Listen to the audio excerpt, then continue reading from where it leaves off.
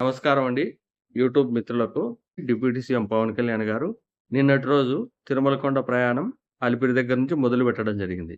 ఆయన మొదలుపెట్టిన స్టార్టింగ్‌లోనే ఈ తెలుగుదేశం మీడియా, కొన్ని ఛానెల్‌లు ఆయనకిచ్చిన ఎలివేషను ఒక సినిమా స్టార్టింగ్‌లో హీరోకి ఏ విధంగా బూస్టప్ ఇస్తారో ఆ విధంగా ఎలివేషన్ ఇచ్చినారు.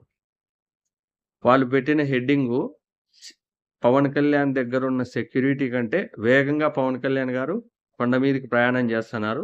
సెక్యూరిటీ వాళ్ళే ఆయనను వేగాన్ని తట్టుకోలేకపోతున్నారని జెప్పి వాళ్ళు ఎలివేషన్ జేయడం జరిగింది. తర్వాత అంతా జూస్తే ఒక అర్ధగంట గ్యాప్ ఇడుచుకొని జూస్తే పవన్ కళ్యాణ్ గారు ఆస్మాతో పైకెక్కలేకున్నారు. 11 రోజులు ఉపవాస దీక్షలో ఉన్న కారణంగా ఆయనకు పూర్తిగా నీరసించిపోతన్నాడు, ఎక్కలేకపోతున్నాడు, ఆపసోపాలు పడుతున్నాడు అని జెప్పి చెప్పడం జరిగింది.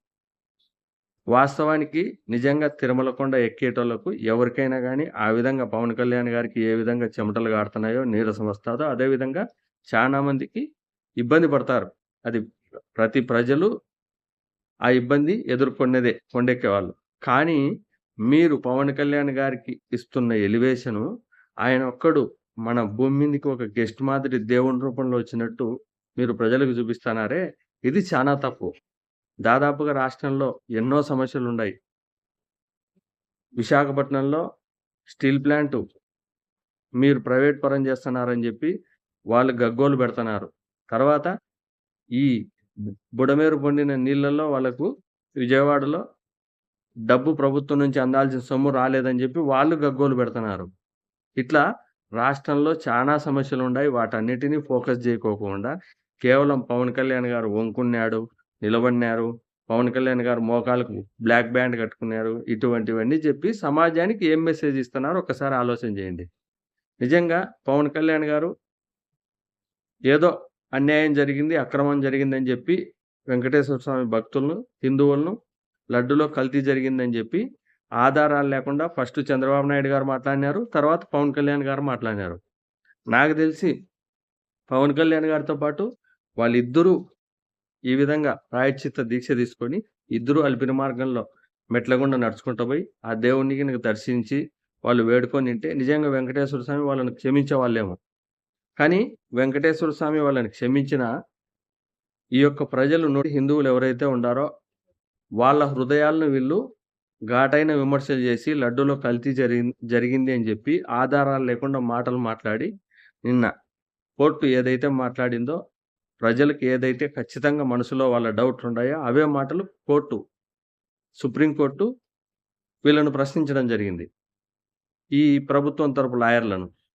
మరి ఇవే మాటలు కోర్టు అడిగిన ప్రశ్నలు గత కొంతకాలంగా రాష్ట్రంలో ఉండే అన్ని పార్టీలు కొంతమంది వైఎస్ఆర్‌సీపీ నాయకులు అడుగుతున్నా గానీ స్పందన లేకుండా వాళ్ళ మీదకి ఎదురుదాడి తిరగడం. అదే సినిమా ఇండస్ట్రీలో పవన్ కళ్యాణ్ గారిని ఎవరైనా క్వెషన్ చేస్తే వాళ్ళను గూడా మతోన్మాదులుగా ముద్రేయడం. హిందూ మతం కోసం తనొక్కడే పుట్టాననే విధంగా ఆయన ప్రవర్తిస్తుండడం. ఇప్పుడు ఒక్క సుప్రీం కోర్టు ఆ విధంగా తిరిగి క్వెషన్ ఏసేసరికి వీళ్ళ నోర్లు మూగబోయినాయి. ఏసిన సిట్టు దర్యాప్తును బంద్ జేసుకున్నారు. ఎందుకు బంద్ జేసుకున్నారంటే సుప్రీం కోర్టు డైరెక్ట్‌గా ప్రశ్నించింది. మీరు ఇక్కడ ఖచ్చితంగా కల్తీ జరిగిందని జెప్పి ఆధారాలు లేకుండా ఏ విధంగా మాట్లాడినారు?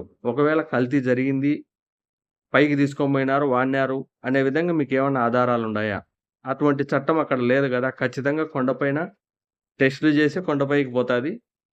కొండపైకి ఆ విధంగా పోయిందంటే అందుకు కారణం మీరే గదా! అధికారంలో ఉండేకని జెప్పి క్వెషన్ జేసింది. దాని దగ్గర వీళ్ళకి సమాధానం లేదు. కనుక ఇంక వీళ్ళ మాటలు ఏవి సాగక ఒక కోర్టుకై సైలెంట్ అయ్యి మరుసటి రోజే మొత్తం వీళ్ళంతా మీడియాకు సంబంధించిన వాళ్ళ పచ్చ మీడియాకు సంబంధించిన వాళ్ళంతా ఒక్కసారిగా యూ టర్న్ తీసుకొని ఇంకా సుప్రీం కోర్ట్ ఈ విధంగా ప్రశ్నించింది. చంద్రబాబు గారికి ఎదురు దెబ్బ అనే విధంగా వీళ్ళు మళ్ళీ ఒక సిస్టమ్ పెట్టి మళ్ళా తిరిగి ఇప్పుడు పవన్ కళ్యాణ్ గారు ప్రాయశ్చిత్త దీక్షకు పోయినారు అని చెప్పి ఈయనను ఎలివేషన్ చేయడం మొదలుపెట్టారు. నిజంగా ఆయన ఒక్కడు కాదు పోవాల్సింది. ఇంత చారిత్రకమైన తప్పిదం చేసిన చంద్రబాబు నాయుడు గారు గూడా కంపల్సరీ వెంకటేశ్వర స్వామి దగ్గరికి పోయి ఈ విధంగా పాదయాత్ర చేసుకుంటూ పోయి నా తప్పు క్షమించు తండ్రి. నేను ఏదో రాజకీయాల్లో భాగంగా ఆ విధంగా చేయాల్సొచ్చింది. నిజంగా ఏం జరిగిందో ఏమనేది చంద్రబాబు నాయుడు గారికి తెలుసు. ఏదో ఆయన ఒక రాయేద్దాం వైఎస్ఆర్‌సీపీ మీద, జగన్మోహన్ రెడ్డికి మీద ఏసి, జగన్మోహన్ రెడ్డిని పూర్తిగా రాజకీయాల నుంచి ఒక కులముద్ర ఏసి తొక్కేద్దామని ఆలోచన చేసినారు. ఆ వెంకటేశ్వర స్వామి సుప్రీంకోర్టు రూపంలో వీళ్ళకి అక్షింతలేయడం జరిగింది. ఇప్పటికైనా ఇటువంటి రాజకీయాలు మాని మీకెందుకు అధికారం ఇచ్చినారు? మీరు ప్రజలకు ఏం చేస్తన్నారు? ఖచ్చితంగా ప్రజా సమస్యల మీద మీరు పోరాటం చేసి ఈ విధమైన దీక్షలు చేస్తే అర్థం ఉంటాది. అధికార పక్షంలో ఉండి ఈ విధంగా దీక్షలు అవి ఇవి అని చెప్పి డ్రామాలు ఆడుకుంటుంటే ఒక్కసారి పవన్ కళ్యాణ్ గారు మీరు ఏదైతే దీక్ష చేస్తున్నారో ఆ వీడియోల కింద కామెంట్లు చూడండి. ఎంత హీనంగా మీరు యాటికి దిగజారినారో, మీరు ఎంత హీనంగా తయారైనారో మీరు అధికారం వచ్చిన తర్వాత మీ పరిస్థితి ఏ విధంగా ఉందో ఒక కామెంట్ల రూపంలో చూడండి అర్థమైతాది. ప్లీజ్ లైక్ చేయండి, షేర్ చేయండి, సబ్స్క్రైబ్ చేయండి.